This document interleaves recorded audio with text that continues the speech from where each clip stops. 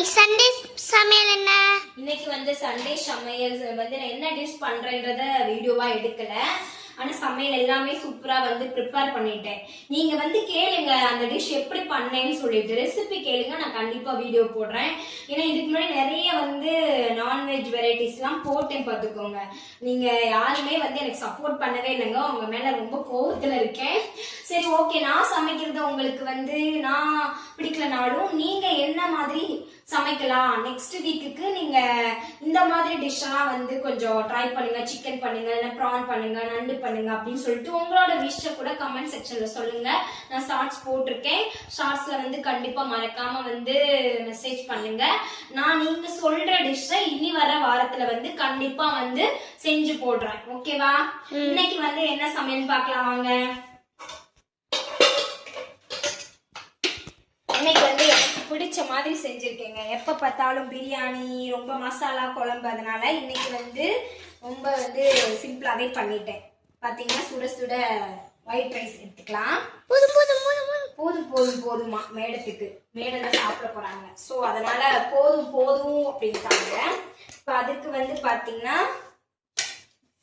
எங்க தியாவோட ஃபேவரட் மோர் குழம்பு ரொம்ப சூப்பரா இருக்குங்க. நான் ரொம்ப வருஷம் ஆச்சு மோர் குழம்பு பண்ணி. அதுக்கப்புறம் என்னோட ஃபேவரட், நான் இன்னைக்கு இதுதான் பிளானே பண்ணேன், ஒயிட் ரைஸ் ரசம் வச்சு அப்படியே வந்து அதுக்கு ஒரு டிஷ் காம்பினேஷனா பண்ணிருக்கேன். பாத்தீங்கன்னா சூப்பரா இருக்கும், எச்சு ஊரும் நம்மளோட ரசம். இப்ப நம்ம மெயின் டிஷ்க்கு போறோம். இப்பதான் பாத்தீங்களா, பாக்குறதுக்கே ரொம்ப கலர்ஃபுல்லா டெம்டிங்கா இருக்கா. இன்னைக்கு நான் காரத்துக்கு வரமிளகாய் மட்டும்தான் போட்டிருக்கேன், நோ மசாலா பவுடர்ஸ், ஒன்லி வந்து பெப்பர், வீட்டில் அரைச்ச ஜீரா பொடி, சோம்புத்தூள் மட்டும்தான் போட்டிருக்கேங்க. ஐயோ எச்சு ஊறுது எனக்கேவும். ரெசிபி வேணும்னா கமெண்ட் செக்ஷன்ல சொல்லுங்க, நெக்ஸ்ட் வீக் கண்டிப்பா போடுறேன். இந்த காம்பினேஷன் எத்தனை பேருக்கு பிடிக்கும்னு சொல்லுங்க. ஒயிட் ரைஸ் ரசம்.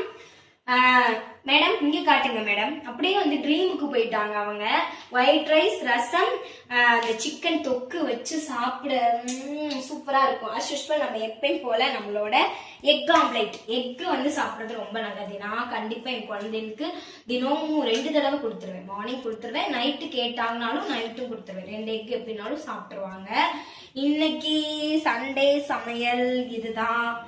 உங்களுக்கு பிடிச்சிருக்கான்னு கண்டிப்பா வந்து கமெண்ட் செக்ஷன்ல சொல்லுங்க. நீங்க உங்க வீட்டுல இன்னைக்கு என்ன ஸ்பெஷல் செஞ்சீங்கன்னு சொல்லுங்க.